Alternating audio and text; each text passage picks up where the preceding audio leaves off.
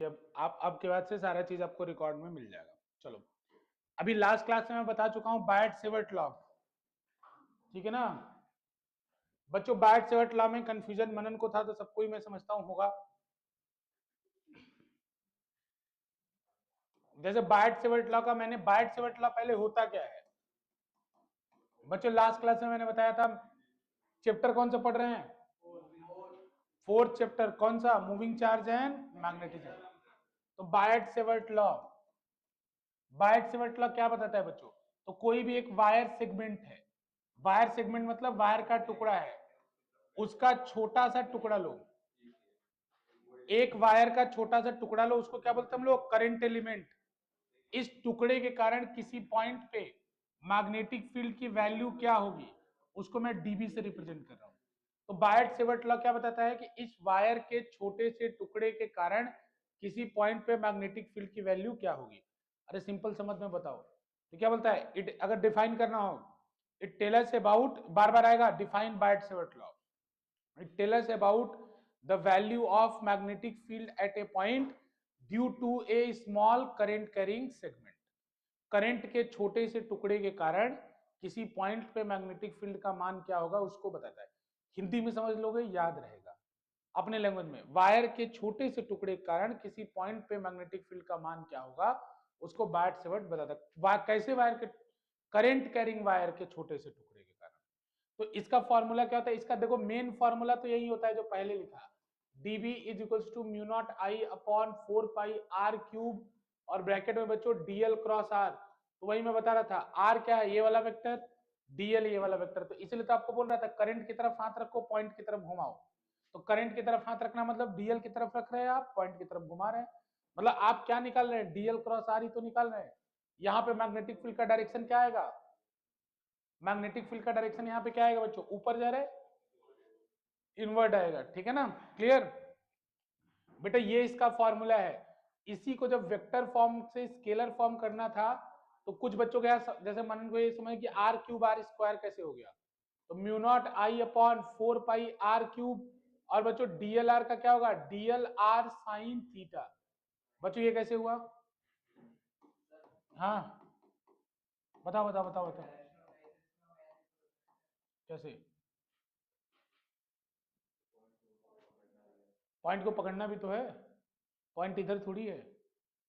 हाँ बच्चों ए cross B क्या होगा? A B sine theta. तो A B sine theta into eta, eta मतलब डायरेक्शन होता है।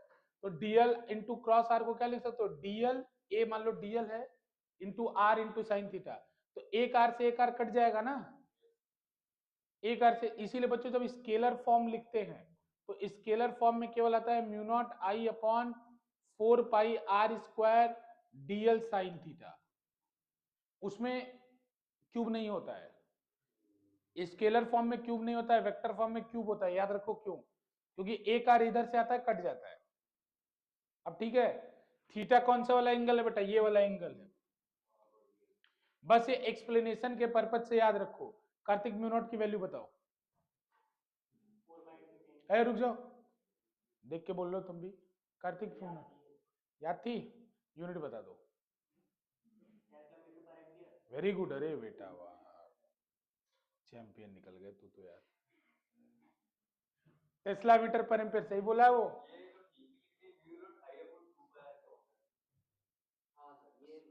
सुनो सुनो, एक बात अब बताता हूं मैं। ये ये जैसे हैं पिताजी, बायट सेवर्ट लॉ क्या है? पिताजी, इनके कई बच्चे थे, तो उसमें एक बच्चा क्या था, मतलब एप्लीकेशन, इनके एप्लीकेशन कई, ए सुनो इधर ध्यान से, एक इनके कई एप्लीकेशन हुए, तो बच्चों इन्हीं का लॉ अप्लाई करके, इंटीग्रेट करके हम कुछ फॉर्मूला निकालते हैं। इनका लॉ यूज करके, इंटीग्रेट करके हम कुछ फॉर्मूला निकालते हैं। तो बेटा कुछ फॉर्मूला किसके किसके लिए निकालते हैं? एक इनफाइनाइट वायर के लिए निकालते हैं, एक सर्कुलर वायर के लिए निकालते हैं। हाँ तो बच्चों वो सब जो आपको लिखवाया है, वो इनका एप्लीकेशन है। वो सब किस में आएगा? एप्लीकेशन ऑफ बायट सेवर्ट लॉ में आएगा। बायट सेवर्ट लॉ का यूज करके जब हम इंटीग्रेट करते हैं, तब जाके वो दो फॉर्मूले जो हमने लिखे थे, कौन कौन से फॉर्मूले लिखे थे? तो बच्चों एक फॉर्मूला लिखा था इनफाइनाइट सरफेस, इनफाइनाइट वायर की वजह से आर डिस्टेंस पे बी का फॉर्मूला निकला था mu not I upon 2 pi r. तो बेटा ये आया है, अब इसके लिए इंटीग्रेट किया है हमने किसको, बायट-सेवर्ट लॉ को, ये इंटीग्रेशन से आया है। फिर बच्चों कल मैंने एक आर्क वाला फॉर्मूला आपको बताया था कि अगर ये एंगल थीटा है, ये रेडियस आर है और इसमें करंट आई जा रहा है, तो सेंटर पे मैग्नेटिक फील्ड कितना होगा, mu not I upon 4 pi r into theta. बच्चों इसी में अगर थीटा पूरा सर्कल हो जाए तो 2 पाई, तो आ जाता है mu not I upon 2 r, ये सर्कल की वजह से। बच्चों इसी में एक क्लॉक रूल बताया था कि क्लॉक रूल बताया था कि अगर करंट क्लॉकवाइज जाता है तो ये फील्ड अंदर की तरफ होगा, और अगर करंट एंटी क्लॉकवाइज जाता है बच्चों तो ये फील्ड बाहर की तरफ होगा, क्रॉस और डॉट, बताया था ना ये लास्ट क्लास। फिर बच्चों एक आपको लास्ट क्लास में ये बताया था, डेरिवेशन कराया था कि एक अगर करंट कैरिंग लूप है, बच्चों इसमें भी याद करो मैंने बायट-सेवर्ट ही लगाया था, तो जितने भी फॉर्मूला बन रहे हैं सब बायट-सेवर्ट से बने हैं। अब वो पीछे वालों का आपका डेरिवेशन नहीं पढ़ना है, इसका पढ़ना तो पढ़ाया था, डीएल लिया था, फिर आर निकाल रहा था, डेरिवेशन देखो उसका, वही तो किया था ना बच्चों। तो ये जो यहाँ पे फॉर्मूला निकल गया था बी का एक्सिस पर, ये कुछ फॉर्मूले आपको याद रखने बच्चों, एक्सिस पे कितना निकल के आया था, अगर ये आर है तो ये आई इसमें करंट जा रहा है बच्चों, तो बी की वैल्यू कितने थे, mu not I into r square into 2 into x square plus r square to the power 3/, याद रखना ये, क्योंकि हम ये डिराइव नहीं करेंगे बार बार, अब याद रखेंगे डायरेक्ट। तो इतना फॉर्मूला आपको याद रखना है जो जो मैंने अभी अभी नाम लिए बेटा, ठीक है ना। और इन सब में अगर नंबर ऑफ टर्न्स बढ़ जाए, जैसे एक टर्न है तो n का मल्टीप्लाई करना है, ठीक है ना। अगर 10 टर्न बोले तो इसमें 10 से मल्टीप्लाई कर देना। कैसे, अरे वो तो ड्राइंग मैंने डिराइव करने के लिए बनाया था, कल वाले ड्राइंग की बात कर रहा हूं ना, एक ऐसे करके ड्राइंग बनाया था, फिर ऐसे भी गया था, तो वो तो डिराइव करने के बाद बनाया था। बच्चों डिराइव करने के बाद यहाँ मैग्नेटिक फील्ड या तो इस डायरेक्शन में होगा या तो इस डायरेक्शन में होगा, अरे केवल कॉस वाला कंपोनेंट बचता था ना, तो या तो मैग्नेटिक फील्ड इधर होगा या इधर होगा। इधर कब होगा, जब करंट कैसा हो, एंटी क्लॉकवाइज, इधर से देखने पे करंट कैसा दिखे, एंटी क्लॉकवाइज। और ये वाला कब होगा, जब करंट दिखे क्लॉकवाइज। बेटा क्लॉकवाइज दिखेगा तो साउथ के अंदर जाएगा ना फील्ड, तो अंदर जाएगा तो बी अंदर होना चाहिए, एंटी क्लॉकवाइज दिखेगा तो बाहर जाना चाहिए, तो बी बाहर होना चाहिए। ऐसे देख के भी जज कर सकते हो कि या तो इधर होगा या तो उधर होगा। इतना फॉर्मूला हमने लास्ट क्लास में डिस्कस कर लिया था बच्चों। चलो हम डायरेक्ट चलते हैं क्वेश्चन पे। इसी टॉपिक के सारे क्वेश्चन जो 2020 से लेकर 2021 तक आए होंगे, क्योंकि यहाँ हम लोग अगर आए हैं तो इस तरह के सारे क्वेश्चन हम क्लियर कर लेंगे बच्चों। 31 नंबर क्वेश्चन हमें अभी करना है तुरंत, 31 नंबर क्वेश्चन हमें अभी तुरंत करना है, इससे पहले सारे क्वेश्चन हमने करा दिए थे। 31 नंबर क्वेश्चन तुरंत करना है बच्चों।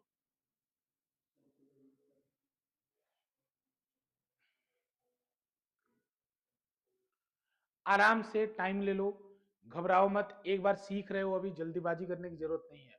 फॉर्मूला देख लो कैसे लगेगा, क्या होगा देख लो। सबसे पहला फिजिक्स में क्या चेक करना चाहिए, डायरेक्शन। तो देखो यहाँ दो चीज है, एक वायर है और एक सर्कल है। तो देखो सर्कल की वजह से तो तुम्हें तुरंत पता चल जाएगा कि अंदर जाएगा कि बाहर, किधर जाएगा, क्लॉकवाइज है कि एंटी क्लॉकवाइज, क्लॉकवाइज है तो अंदर जाएगा। वायर की वजह से चेक कर लो कैसे, डीएल क्रॉस आर, तो डीएल है नीचे, पॉइंट है इधर, तो डीएल क्रॉस आर किधर आएगा, बाहर, बाहर आएगा ना, तो यानी बीच में तो माइनस साइन आएगा। इस फॉर्मूले में ऑप्शन में बीच में क्या आएगा, माइनस साइन। एक ही में आ रहा है क्या बस, अरे ये तो मिराकल हो गया। लेकिन तुम्हें चेक कर लेना चाहिए, क्यों बच्चों चेक क्यों कर लेना चाहिए, क्या पता जीरो आ जाए, भाई अपोजिट होकर जीरो भी तो हो सकता है।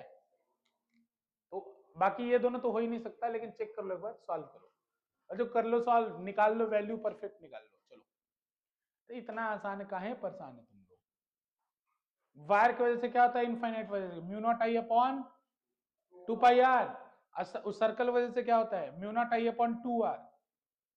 तो एक को अगर प्लस मानोगे तो दूसरा माइनस हो जाएगा, तो किसी को भी प्लस माइनस मान लो।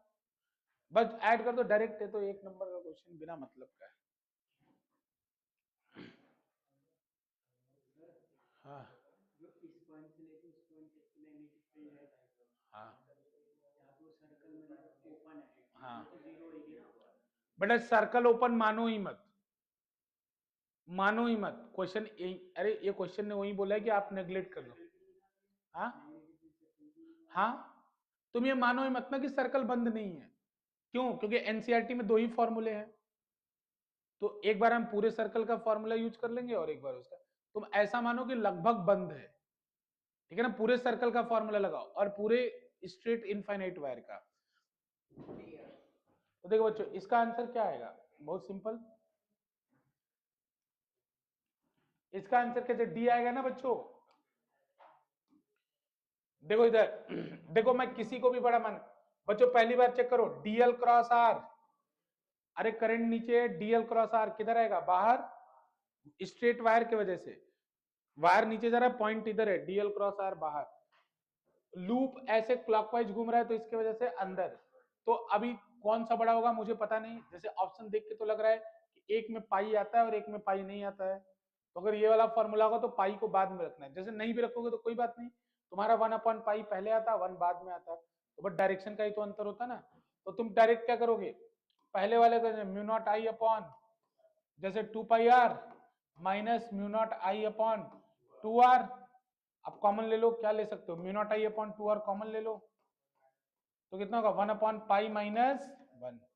तो कोई बात नहीं, मैंने दूसरे डायरेक्शन को पॉजिटिव माना है, इन्होंने दूसरे को माना है पॉजिटिव, बात एक ही है, कोई बात नहीं, ठीक है, ठीक है, उसका कोई दिक्कत नहीं। ऑप्शन क्या होगा इसका? डी होगा। मेरा और इनका डायरेक्शन अलग आएगा, मैंने एक को पॉजिटिव माना है, इन्होंने दूसरे को पॉजिटिव माना है, बाकी कोई अंतर नहीं है इसके अंदर। ठीक है बच्चों, चलो अब डायरेक्ट हम लोग 32 भी कर लेते हैं। अच्छा क्वेश्चन है, बहुत बार एग्जाम में आया। देखो ये जो 32 नंबर क्वेश्चन है ना, ये बहुत बार एग्जाम में आया है, बहुत बार एग्जाम में आया, इसको हम लोगों को कर लेना चाहिए। चलो, बहुत बार एग्जाम में आया, एक बार ट्राई करो, ट्राई करो बच्चों एक बार।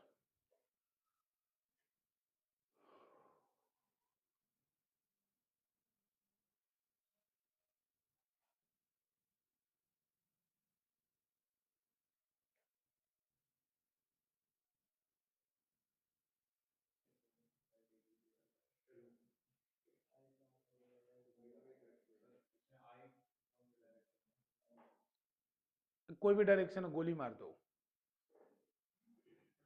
अरे वैल्यू पूछा है ना तुमसे, डायरेक्शन तो नहीं पूछा है ना, डायरेक्शन नहीं पूछा है, तो डायरेक्शन मैं बता दूंगा, दूसरे रेस्पेक्ट में पूछा है, चिंता मत। अरे तुम किधर भी मान लो, किधर भी मान लो, चलो चलो करो करो।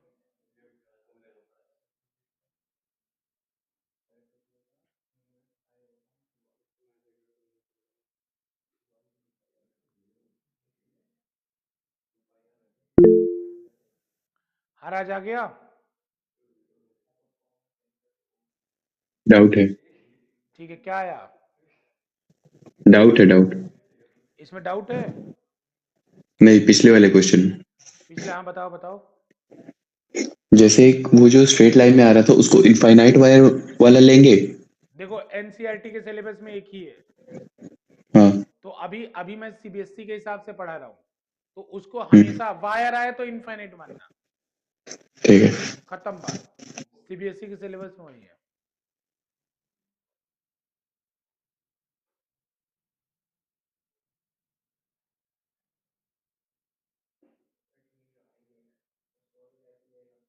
अरे सर्कल है तो तुम लोग रूल क्यों लगा रहे हो? हाँ, अरे रूल क्यों लगा रहे हो? उसमें तो डायरेक्ट क्लॉकवाइज एंटी क्लॉकवाइज से पता चल जाता है। वाह रे वाह, तू समझ गया, सही समझा है तू। हाँ, ये बात तो समझना है। पहले ये बताओ, दोनों की फील्ड, इस वाले की वजह से सर्कल में फील्ड किधर आएगा? अरे किधर भी है, तुम चिंता मत करो इसमें, क्योंकि 2D डायग्राम से 3D बता ही नहीं सकते। एग्जामिनर आपसे क्या चाह रहे हैं, कौन सा डायग्राम मैं बता रहा हूँ, जैसे ये B1 मान लो इधर आया, तो B2 इधर आएगा, अरे ऊपर है नीचे वो मकसद ही नहीं है, ऐसा आएगा ऐसा बताना है उसको। और वो मुझे उसको क्या एग्जामिनर कैसे बता सकता है कोई भी कि किधर की तरफ डायरेक्शन है? अरे ऐसा कभी भी क्वेश्चन आए ना ऐसा ही डायग्राम बनेगा। अरे एक की वजह से इधर आएगा, अरे मैग्नेटिक फील्ड हमेशा सेंटर से बाहर की तरफ निकलती है ना, या तो अंदर की तरफ जाती है। तो इस वाले का मैग्नेटिक फील्ड ऐसे बाहर निकला और ये जो लेटा है उसका ऊपर गया। इस वाले का या तो इधर जा सकता है या तो इधर जा सकता है। तो अगर मान लो मैं दूसरे डायग्राम में इधर भेज देता और इस वाले को नीचे भेज देता तब भी तो परपेंडिकुलर ही होता। तब भी कोई अगर ये बनाएगा कोई अगर ये बनाएगा बराबर नंबर मिलेगा दोनों, किसी का नंबर नहीं कटेगा। समझ में आया? कोई अगर बच्चा ऐसा बोले कि कोई ऐसे बना के अगर ऐसे बना देगा उसका भी नहीं कटेगा। तो तुम कोई भी ले लो, ऐसा क्वेश्चन है तब, क्योंकि 2D के डायग्राम से 3D का कैसे आइडिया लगेगा? मुझे कैसे पता मैं किधर से देख रहा हूं? समझ में आया ना? तो मुद्दे की बात बस इतनी सी है कि आपको समझ में आना चाहिए कि ये दोनों परपेंडिकुलर है और डायरेक्शन इसी सेंस में। और मुद्दे की बात ये भी है कि ये दोनों में करंट सेम जा रहा है, दोनों का रेडियस सेम है, तो दोनों का B1 और B2 भी क्या होगा? सेम होगा। कैसे पता? अरे B1 का फॉर्मूला भी यही होगा, म्यू नॉट आइडेंटिकल है ना दोनों, तो mu not I upon 2r, और B2 का भी कितना होगा? Mu not I upon 2r। तो ये दोनों को मैं क्या मान लू? B नॉट मान लू। अरे दोनों सेम है तो B नॉट मान लो ना। तो बच्चों ये B नॉट ये B not.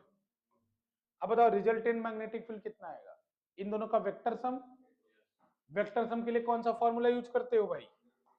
R is equal to under root of a square plus b square plus 2ab cos theta. बच्चों नहीं पता है लिख लेगा सब कोई। बच्चों ये कब डायग्राम होता है? जब ए वेक्टर ऐसा हो, बी वेक्टर ऐसा हो और इनके बीच में एंगल थीटा हो, तो रिजल्टेंट ऐसे बनता है। और इस रिजल्टेंट का ये फॉर्मूला होता है। करते याद था तुमको? ये मैं बार बार बोलता हूं, ये याद रखो, ये हर जगह आएगा। ये डाइपोल में आके गया है अभी, इलेक्ट्रोस्टैट में, यहां भी आ गया। यहां पे थीटा क्या है बच्चों? 90। तो फॉर्मूला क्या बनेगा यहां पे? Under root of a square plus b square. तो कॉस क्या हो जाएगा? 90 कॉस 90 कितना हो जाएगा? 0। तो बेटा a square plus b square, तो ए भी बी नॉट स्क्वायर है, बी भी क्या है? B naught square. तो ये कितना आ जाएगा? Under root of 2 b naught square, under root 2 b naught होगा तो रूट 2 बी नॉट। तो इसका आंसर क्या होगा? इसका आंसर होगा ये कहीं बीच में जाएगा, 45 डिग्री पे जाएगा। कैसे पता? दोनों इक्वल है। दोनों इक्वल होता है तो वेक्टर बीच में जाता है। 45 डिग्री पे जाएगा। वैल्यू कितनी होगी? रूट 2 बी नॉट मत लिख देना, बी नॉट की वैल्यू डाल देना। अब 2 चाहे काट देना उसको, और ड्राइंग बना के दिखा देना, एग्जामिनर खुशी से नाच पड़ेगा कि तुम इतने इंटेलिजेंट हो।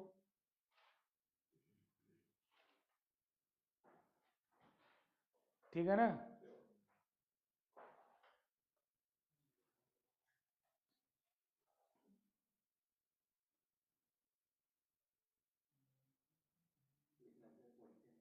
अरे समझ में आ गया ना? ये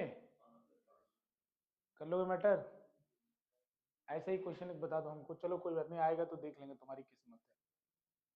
बच्चों डन करूं ये मैटर? मनन उसको बताओ कैसे लिखा जाएगा, उसकी जगह लिख दो।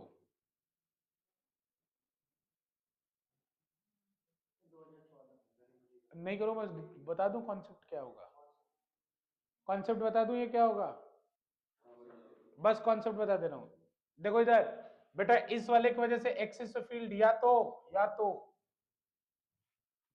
इस वाले की वजह से एक्सिस फील्ड या तो इधर आएगा या तो इधर आएगा। अरे बात समझ रहे हो कि नहीं? अरे अभी तो बताया था कि एक्सिस पे या तो इधर जाता है या तो पीछे आता है, क्लॉकवाइज एंटी क्लॉकवाइज आज ही लिखा था। तो इस वाले की वजह से मान लो B1 ऐसा है, इस वाले की वजह से B1 या तो ऊपर होगा या नीचे, तुम ऊपर ही मान लेना B2। अब वही फॉर्मूला लगा देना, और लास्ट में दोनों आइडेंटिकल है तो B1 B2 इक्वल होगा। आंसर फिर से रूट 2 B नॉट आएगा, और B नॉट का फॉर्मूला रख देना,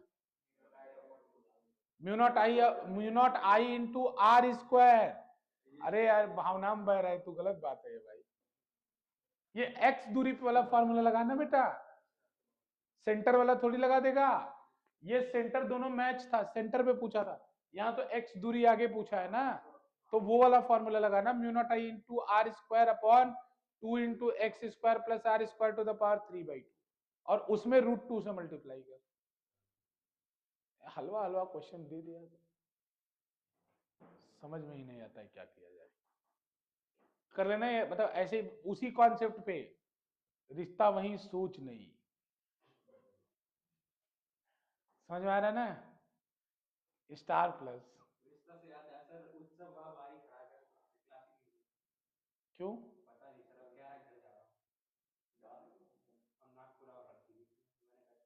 क्यों क्यों नाक फुला रखी? कोई बात नहीं, एकला चलो रे, अकेला चलो, जो जो साथ में पीछे छूट जाएगा उसको समेटने के चक्कर में पड़ोगे, अपनी स्पीड धीमी हो जाएगी। इस समय अकेले भागो, इस समय किसी का मत इंतजार करो, अकेले भागो। नहीं, इसी बात पे मेरी क्लास है यार, मैं क्या करूं, मैं आज टाइम बाउंड हूं, अगर मुझे घर जाना होता तो मैं जरूर लेता। चलो इधर फटाफट, अरे बच्चों ये खत्म कर देते हैं ना, ये वाला खत्म कर, ये कहां से आ गया? चलो आ गया तो निपटा देंगे। ये थीटा वाला फॉर्मूला बताया है ना, तो बच्चों पहले वाले के लिए थीटा क्या डालोगे? 180, और दूसरा वाला तो सर्कल है ही। अरे 180 नहीं है पहले वाले का, समझ गए ना? तो देखो मैं समझाता हूं इसमें, देखो तो एक बार जो पढ़ा रहा हूं रिवाइज कर लेना, बस घर जाके ना एक बार ये पीडीएफ खोल के, पीडीएफ भेजा है, पीडीएफ खोल के एक बार रिवाइज कर लेना, ये क्वेश्चन तुमसे गलती नहीं होगा। मैग्नेटिज्म बहुत सुंदर टॉपिक है, लेकिन तुम ढंग से रिवाइज करोगे तब। देखो तो इसमें क्या होगा, दो मैग्नेटिक फील्ड होगा, देखो ये वाला ऐसे जा रहा है ना, तो ये क्लॉकवाइज जा रहा है कि एंटी क्लॉकवाइज? ऊपर वाले को बताओ पहले हिसाब किताब, ऊपर वाला कैसे जा रहा है? एंटी क्लॉकवाइज, तो इसकी वजह से फील्ड किधर आएगा? अंदर बाहर, बाहर आएगा ना एंटी क्लॉकवाइज। तो यानी बच्चों देखो ध्यान ध्यान से, ये सब कोई क्वेश्चन है?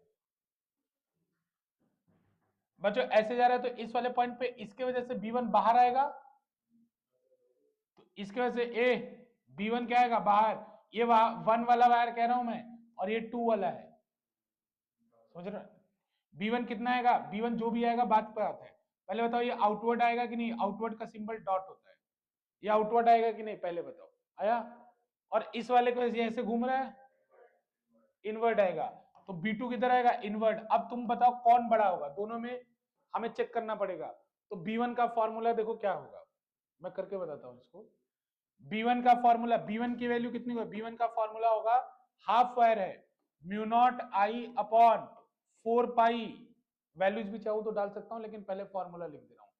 इसको, इसके वाले रेडियस को R1 कह रहा हूं, सब कुछ 1 1 है पहले वायर का, इंटू इंटू थीटा की वैल्यू कितनी है बच्चों? पाई। अरे 180 मत डाल देना, पाई डालना, 180 नहीं डालना है, क्या डालना है? पाई। तो पाई डालोगे तो पाई से पाई कट जाएगा, इसका फॉर्मूला कितना है? Mu not I upon 4R1, mu naught I upon 4R1। हाँ जय श्री राम सर। हाँ सर बताइए। हाँ सर बताइए।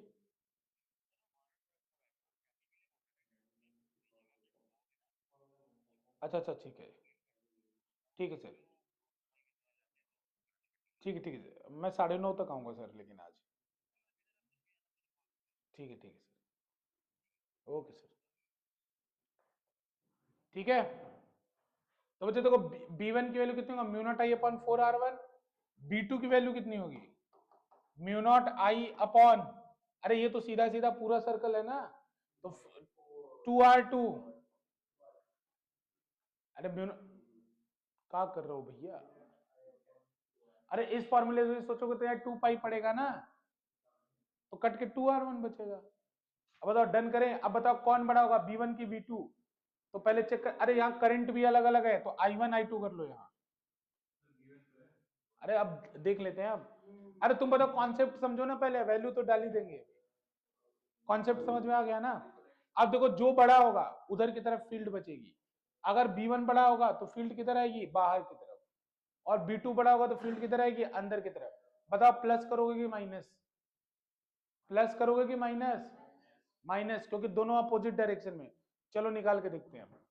b1 की वैल्यू बता दो फटाफट। b1 mu naught I upon 4, mu naught की वैल्यू कितनी होती है? 4 पाई इंटू 10⁻⁻7।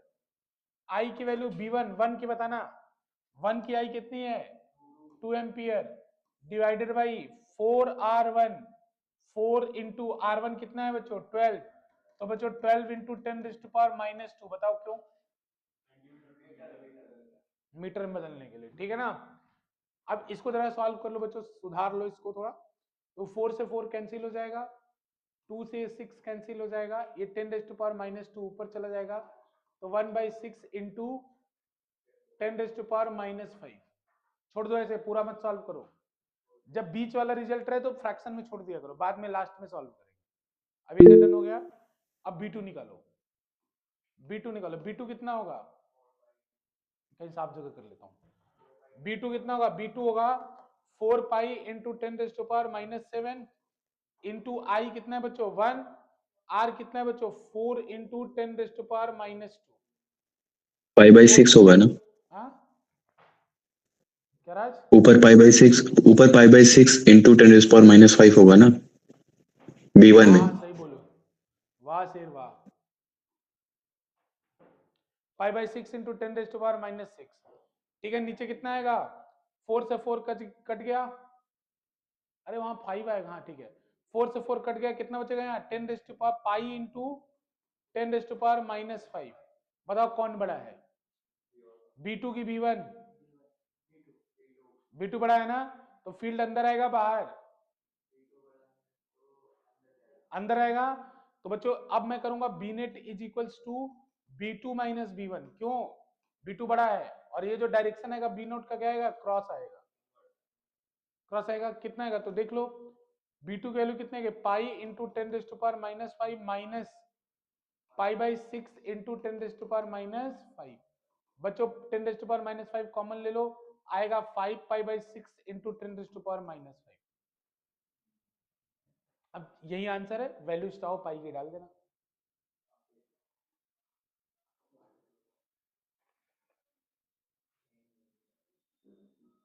क्या बात कर रहे हो, अभी तो हम कुछ भी नहीं पढ़ा है। अरे ठीक है, चल रहा है, चल रहा है, मैटर ठीक चल रहा है। अरे जिनका ठीक चल रहा है वो तो चला लो, ठीक है ना। अरे ये समझ में आया बच्चों? ये समझ में आया क्वेश्चन? ये जो डाउट है तो बता दो अभी भी। देखो अच्छा क्वेश्चन था ये, 2017 का तो करने का मेरा मन नहीं है, लेकिन चलो बी पार्ट बस इसका कर लो। देखो ये देखो इधर, state Biot Savart law express in this law in the vector form. अभी बताया मैंने, ये क्वेश्चन बार बार रिपीट हुआ है, अभी बस दोबारा बता नहीं रहा। बायट-सेवर्ट लॉ क्या करता है? तो छोटे से करंट कैरिंग एलिमेंट के कारण किसी पॉइंट पे मैग्नेटिक फील्ड की वैल्यू बताता है, ठीक है ना। फॉर्मूला क्या होता है? तो वेक्टर वाला याद रखो, dB equal to mu not I 4 pi r cube dl cross r. Scalar वाला है तो mu not I upon 4 pi r square, cube से स्क्वायर कर देना, dl साइन थीटा, खत्म बात, ठीक है। नहीं नहीं 35 का सेकंड पार्ट कर लेते हैं, क्योंकि आप लोगों ने ये सीख लिया है। अरे एकदम, मैं तुम्हें बता रहा हूं ना, देखो ये बी पार्ट भी यही क्वेश्चन है, बी पार्ट भी यही क्वेश्चन है, 36 भी यही क्वेश्चन है भाई साहब, सेम क्वेश्चन है, कॉन्सेप्ट। हाँ अरे बता तो रहा हूं मैं तुम्हें, अभी पीछे भी कुछ टॉपिक छूटा हुआ है भाई, ऐसे मत भागे मत भागो, फोर्स वाले टॉपिक छूटे हुए हैं, लेकिन ज्यादा घबराओ मत, यही सब चीजें आएंगी यहाँ पे। अच्छा ये बताओ, ये दोनों क्वेश्चन सेम जैसा है कि नहीं है? यहाँ वैल्यूज, यहाँ भी वही है, देखो बोल रहा है कि two identical circular coil P and Q of radius r carrying current 1 ampere and √3 ampere respectively are place concentrically, concentrically मतलब सेंटर सेम है, कॉन्सेंट्रिकली मतलब सेंटर सेम है। फिर और क्या कह रहा है? Perpendicular to each other lying in x y plane and y z plane. X y z और वाई जेड प्लेन एक दूसरे के परपेंडिकुलर होंगे। तो तुम दिमाग में याद रखो ना, यही वाला क्वेश्चन है, दो सर्कल बना देना, एक उसके अंदर घुमा देना, सेम प्रिंसिपल लेके काम कर लेना। अरे बता दो ना, पीवाई क्यूज करने का यही तो फायदा है, बोर्ड का पूरा एकदम कॉन्सेप्ट क्लियर हो जाता है कैसा क्वेश्चन पूछता है। ठीक है ना, तो ये ऐसे घूमेगा, ये ऐसे घूमेगा। बच्चों बस क्या करोगे, B1 B2, अब की बार करंट अलग अलग है, वैल्यू डाल देना। B1 की अलग आएगी, B2 की अलग आएगी। कॉस अभी भी 90 होगा, तो B1 square plus B2 square करके सॉल्व कर लेना। बच्चों सेम क्वेश्चन इधर, सेम क्वेश्चन इधर, सेम क्वेश्चन इधर, और उसके बाद अगर गलती हो गई ना बेटा, ठीक है ना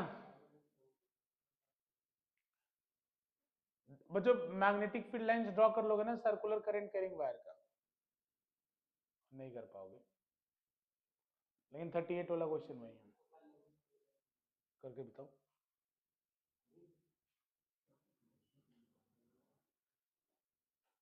मैग्नेटिक फील्ड लाइंस ड्रॉ करना है। स्ट्रेट वायर का फील्ड कैसा होता है पता है सबको? सिनेमा देखोगे तुम लोग, अभी दिखाते हैं। अरे तुम्हें सारी फील्ड लाइंस एक साथ बता देता हूँ।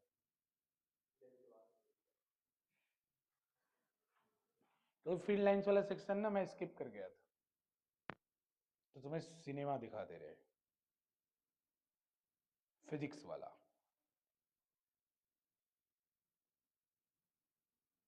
किस क्लास में है?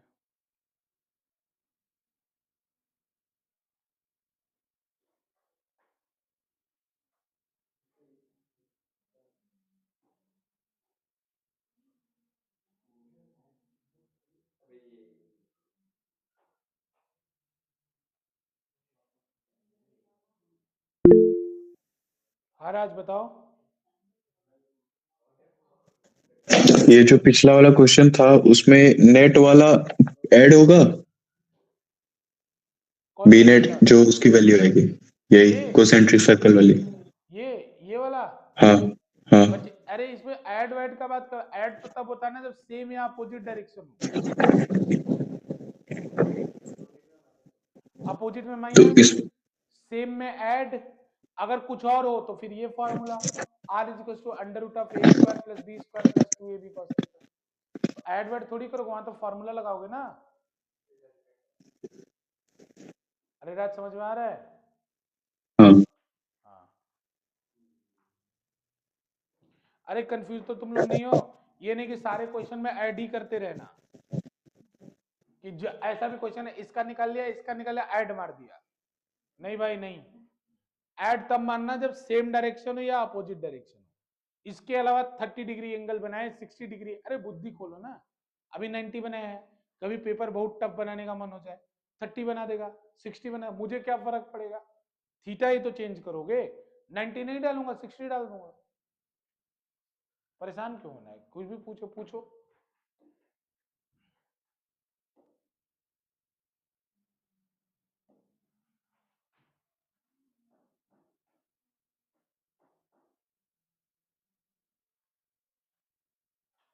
अरे मैंने किसके,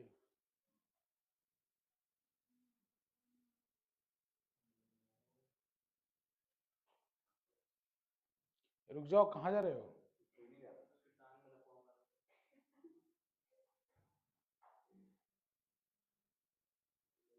नहीं मनन नहीं,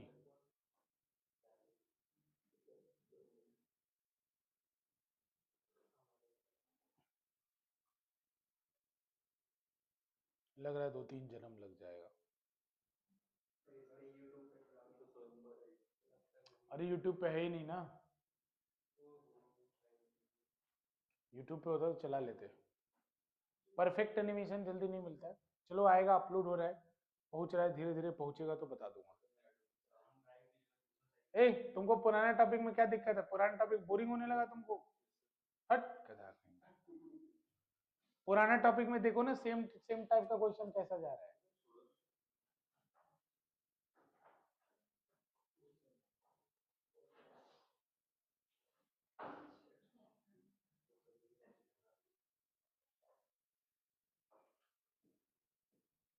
जिंदगी में सारा बैगेज अभी लेके ढोगे तो क्या करोगे फिर बताओ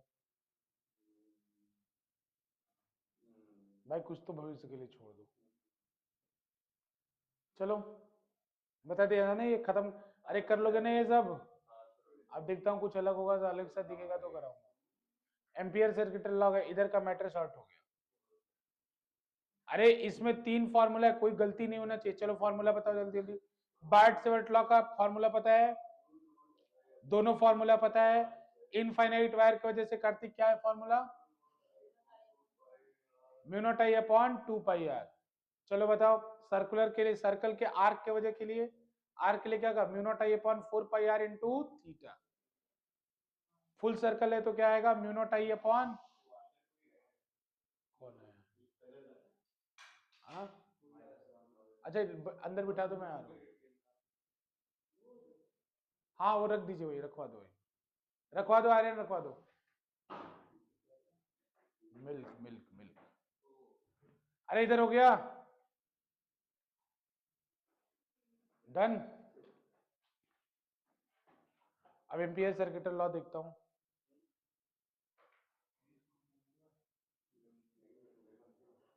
मुझे अच्छा mu not I upon 4 pi r into theta complete करा दो। Mu not I upon 2 r, बच्चों एक्सिस पे mu not I into r square upon 2 into under 2 into r square plus x square to the power 3/2। अरे axis वाला याद है ना, इतना याद रखना है, डायरेक्शन सबका याद रखना। सर्कल बन जाए तो क्लॉकवाइज एंटी क्लॉकवाइज, सर्कल नहीं बने तो डीएल करंट की तरफ हाथ रखना, पॉइंट को पकड़ना, ऐसा हाथ रखना कि हथेली पॉइंट की तरफ है, बस जो थम जाएगा वही डायरेक्शन होगा। डन। देखो तुम्हारा एक बहुत बड़ा टॉपिक तैयार हो गया, ठीक है। अब हम लोग को पढ़ना है एम्पियर सर्किटल लॉ, एसीएल। तो पहले 2023 से शुरू करूं ऊपर से। अरे एक काम करता हूं, देखो 3 सेगमेंट, सुनो ध्यान से इधर,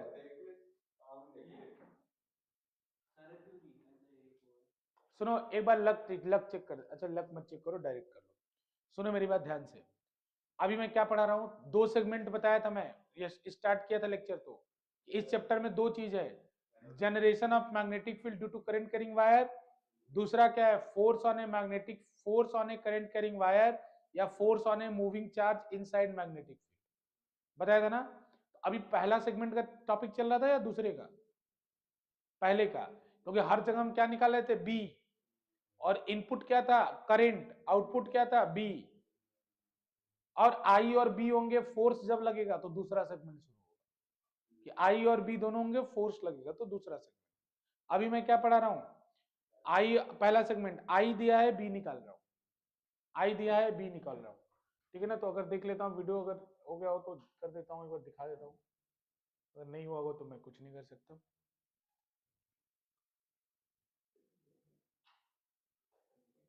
नहीं हुआ है, गोली मार दो।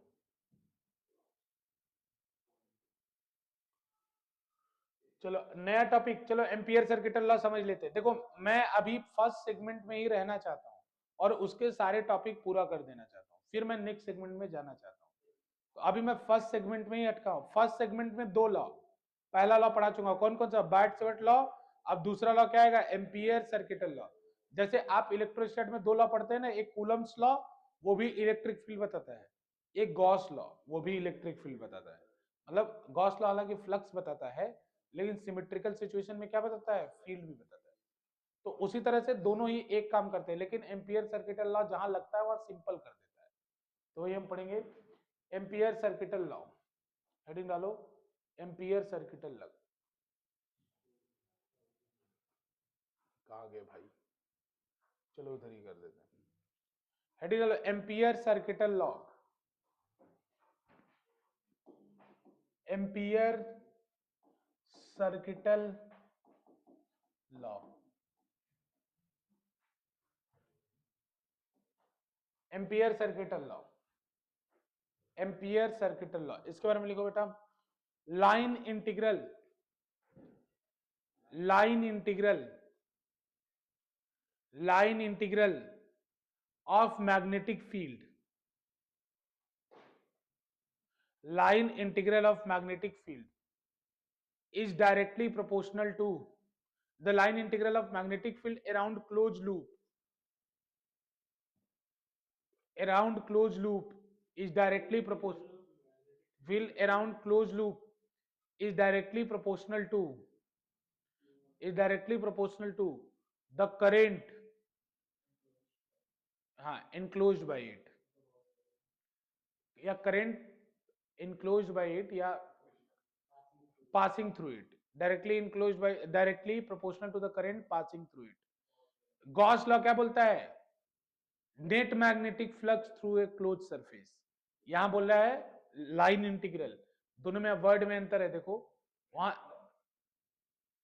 Directly current passing through it, current passing through it. बच्चों सुनो ध्यान से, एम्पियर देखो एक वर्ड पकड़ो यहां पे जो एक्सप्लेन करने, लाइन इंटीग्रल, लाइन इंटीग्रल.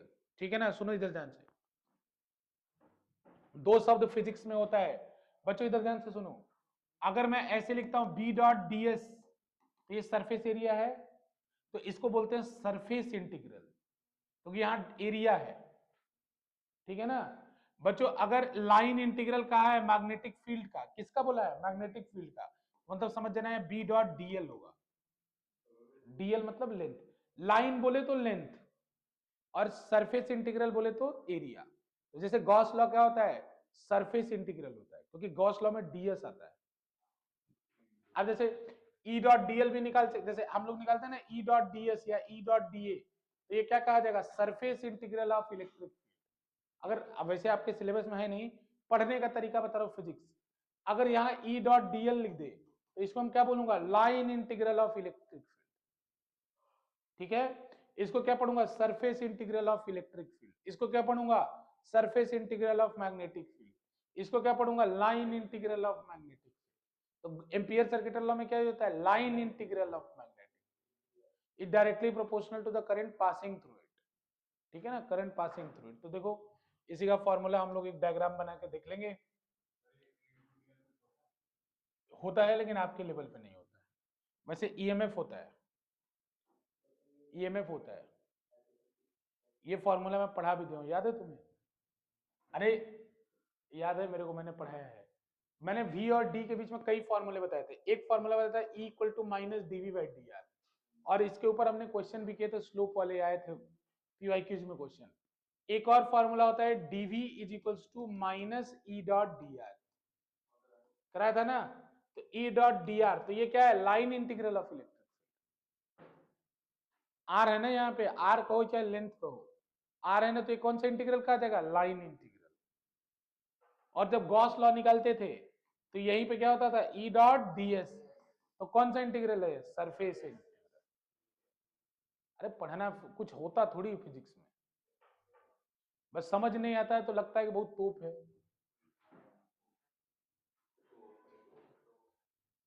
समझ में आया? एम्पियर से. अब देखो इधर फटाफट बच्चों, इसका फॉर्मूला ये क्लोज इंटीग्रल, मतलब हाँ, क्लोज लूप बोला है ना, तो देखो क्लोज लूप बनाए तो गोला बना दिया. गॉस लॉ बोलते हैं तो क्या बोलते हैं हम लोग? क्लोज सरफेस होता है ना, तो यहाँ पे गोला बना देते हैं, मतलब क्लोज सरफेस से. यहाँ पे ऐसे गोला क्यों बनाया? क्योंकि क्लोज लूप में बोला. तो B dot DL is equals to, B dot DL is equals to mu not into I in. जैसे गॉस लॉ होता है वैसे यहाँ भी म्यू नॉट इंटू आई. जैसे बच्चों अगर कोई सरफेस है तो वहां पे क्या करते हो? गॉसियन सरफेस लेते हो ना बच्चों, तो वहां पे सरफेस लेते हो, लेकिन यहाँ सरफेस नहीं लेना होगा. तो वहां सरफेस क्यों लेते हो? क्योंकि सरफेस इंटीग्रल होता है. यहाँ पे आपको लाइन लूप लेना पड़ेगा. तो लूप जैसे तुम सर्कुलर ले सकते हो, रेक्टेंगुलर ले सकते हो. अरे लूप समझ रहे हो ना? लूप मतलब 2D डायग्राम, 2D फिगर. और गॉस लॉ में कौन सा फिगर हो जाता है? 3D. गॉस लॉ में आपको स्फीयर एज्यूम करना पड़ता है, सिलेंडर एज्यूम करना पड़ता है. यहाँ क्या एज्यूम करोगे? सर्कल, स्क्वायर, रेक्टेंगल, इस तरह की चीज, क्योंकि लाइन इंटीग्रल. तो जैसे मान लो मैं अभी एक एक सरफेस ले रहा हूँ इमेजिनरी, जैसे r डिस्टेंस पे मुझे कुछ बोला फील्ड निकालने को, एक इमेजिनरी सरफेस ले रहा हूँ. तो इस सरफेस के अलॉन्ग अगर मैं लाइन इंटीग्रल निकालू मैग्नेटिक फील्ड का, तो लाइन इंटीग्रल किसके इक्वल होगा? म्यू नॉट इंटू आई इन. आई इन वो करंट है जो इसको पेनिट्रेट करके जा रहा है. ठीक है, आई इन वो करंट है जो इसको पेनिट्रेट करके जा रहा है. ठीक है, तो इसी के साथ मैं अपने वाणी को विराम देता हूँ. अगले एपिसोड में इससे आगे हम लोग पढ़ेंगे. क्योंकि बच्चों आज मेरे पास, देखोगे ही, तुमने बोल दिया तो दिखा के रहूंगा आप.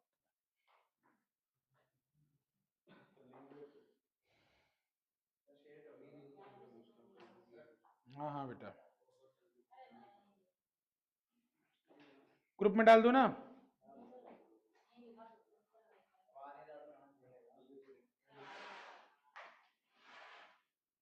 लो ग्रुप में डाल दिया।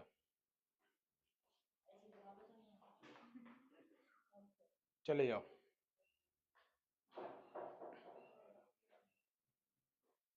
रात जाओ, ठीक है ना?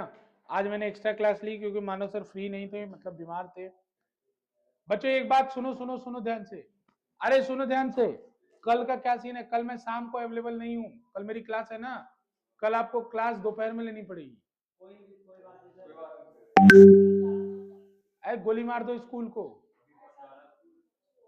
क्या हो रहा है? तो गोली मार दो यार, मैं क्या करा रहा हूँ यहाँ पे? अरे 12 से 5 मेरा टाइम नहीं है भाई। सुनो, 12:30 से 12:30 से। अरे मानव सर बीमार है। इस 12:30 से देखो, तुम लोग 12:30 आई जाना, मेरी क्लास तो होगी पक्का, क्योंकि मैं शाम को क्लास नहीं लूंगा भाई। कल मैं शाम को नहीं रहूंगा, तो मैं 12:30 पे क्लास लूंगा 12th की। पापा से मैं बात कर लूंगा, चल डन करा दे।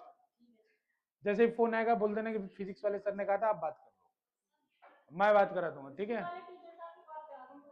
स्कूल वाले टीचर पापा से बात कराना, मैं पापा के रिस्पॉन्स स्कूल वाले टीचर को, स्कूल वाले टीचर पापा को फोन करेंगे ना, तो आप बोल देना कि फिजिक्स वाले सर से बात कर, ठीक है? हाँ, 12:30 से अभी कुछ नहीं बता रहा, ग्रुप में मैसेज डाल दूंगा खत्म होने का, आने का मैसेज डाल दिया है बस, खत्म होने का बाद में डाल दूंगा। अगर मुझे नेक्स्ट किसी की क्लास रखनी होगी तो वहीं पे खत्म होगी आपकी क्लास, अगर क्लास नहीं रखनी होगी नेक्स्ट किसी को तो देखूंगा। 5 तो नहीं भाई। चलो ठीक है, जाओ बच्चों। राज में केमिस्ट्री का भेज दूंगा, दे देना, ठीक है? मॉक टेस्ट मेरे को एक बार और याद दिला देना, ठीक है? जाओ जाओ ठीक। बच्चे, जाओ जाओ।